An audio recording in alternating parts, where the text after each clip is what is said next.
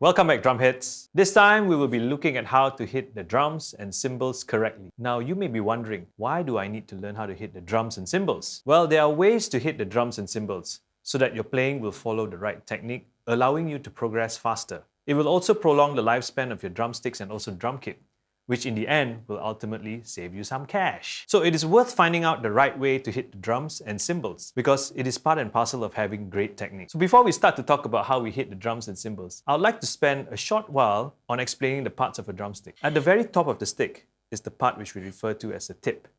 Now this tip is the part where it is used to hit the drums and cymbals. Beneath the tip is the low point of the drumstick, which we refer to as the neck. This part onwards is what we call the taper area, where the stick tapers up to the shaft and then begins to level off in size at this part, which we refer to as the shoulder. And the rest of the part is what we call the shaft. So please remember these terms as we will refer to that in this session. Okay, let's move on with the drums. Now, usually the best way to hit a drum is by hitting it dead center. Hitting it in the center will produce a full sound as the skins are allowed to resonate as long as it can. This, however, applies only if you hit the drums at a certain angle. You got to aim to hit the drums this way. And not this way. Or this way. Or any other way that is not natural for your drumstick to get any rebound. Rebound is important in any drum hit, as you will see in other lessons. Also at this point, try not to bury the sticks into the drum head. We don't want to kill the sound of the drum. Possibly there are other applications for this creatively, but for now we don't want to do that. Also listen to the tone of the drums. The snare will have its very own natural sound, a loud crack. So you know tuning the snare is going to be really fun. And we have a whole section on tuning for you drumheads. I also want to share other ways we hit the snare to obtain different kind of sounds. There are two terms that I would like to refer to. They are rim shot and cross stick. A rim shot is a percussion technique used to produce an accented snare drum backbeat. The sound is produced by simultaneously hitting the rim and the head of the drum with a drumstick. So it will sound like this.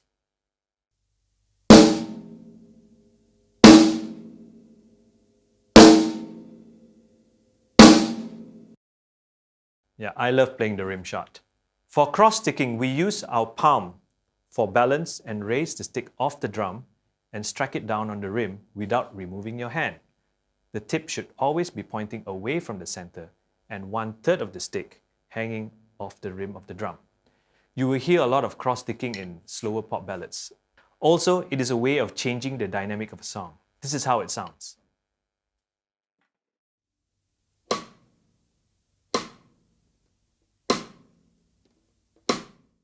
Okay, moving on to the toms. So if you hit the toms from the smallest to the largest toms, you will hear a difference in pitch. Generally, the pitch goes lower as you move from smaller toms to the larger toms. Similarly to the snare, we hit the toms in the center to get the fullest sound from it. Now, one thing to note is that it is not wrong to hit drums off center. Sometimes you want to get a different tone from your drums by hitting different areas of your drums. Taking the snare as an example, there are various tones in different areas of the snare. Hitting it in the center gives you the fullest sound, while hitting it off center gives you a bit more overtones, and hitting it at the edge gives you really a lot of overtones. So it boils down to what you are aiming for. These are what different areas of the snare sound like.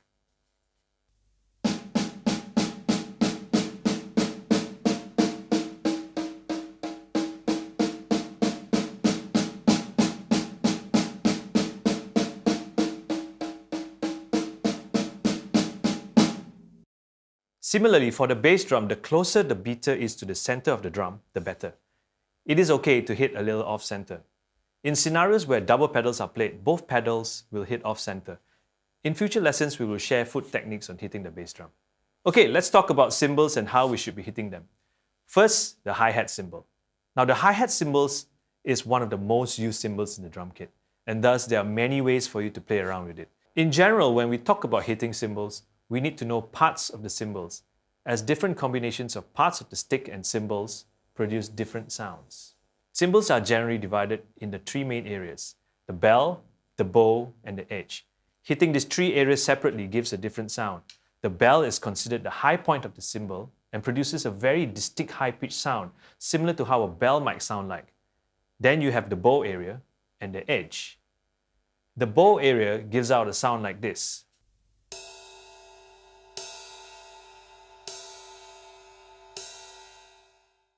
The edge gives out a sound like this.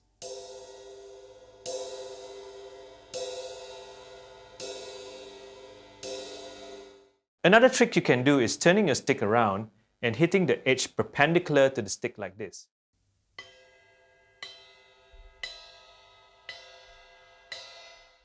When we play the hi-hat, there are mainly occasions where we will use the drumstick to hit the bow and the edge. Using the tip and the shaft of the drumstick will give a very progressive sound while playing the hi-hat. We'll show you how we do that in the next few lessons. The hi-hat also opens and closes, and depending on when you hit it, different sounds can be produced. They sound like this. Okay, next, the crash cymbals. Everyone's favorite cymbals.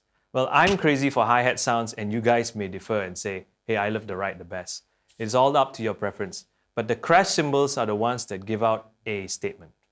The crash cymbals are the ones that create a sense of transition, provide an opening to a different segment of a song, provide closure to a song, and even providing crescendos and decrescendos. One good practice when setting up cymbals is that you should always angle it towards you. The reason why is because it makes crashing easier and also it protects your drumsticks and your cymbals. If the cymbals are positioned away from you, then you increase the chances of damage to your drumsticks and cymbals. When you crash on a cymbal, hit the cymbals in a way where it is allowed to respond to your movement. Do not hit the cymbal in a way that it gets choked and won't be able to resonate. Hit it something like this.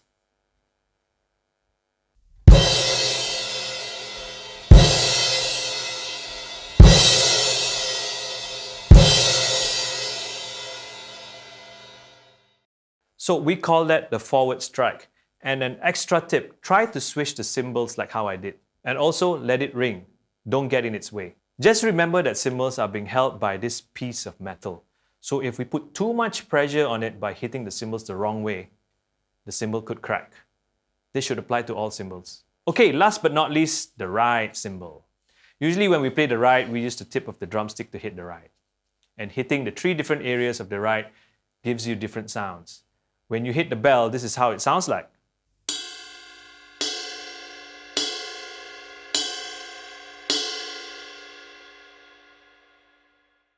When you hit the bow, this is how it sounds like.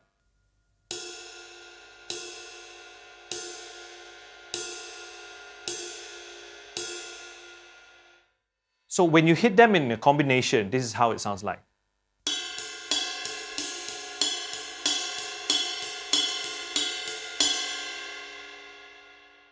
Also, it's possible to crash on a ride, but because the ride is pretty heavy, you'd have to use the shaft of the stick and hit the edge of the ride and do it at the correct angle.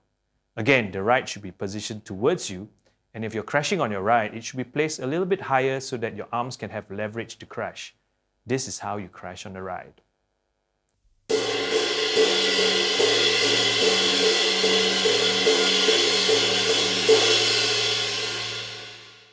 So there you have it. You now have the knowledge to hit your drums and cymbals correctly. Of course, take the time to re-examine what we've talked about and practice some of the hits yourself. Remember, practicing is key, so please do take the time to try out what we've discussed. I will see you in the next lesson.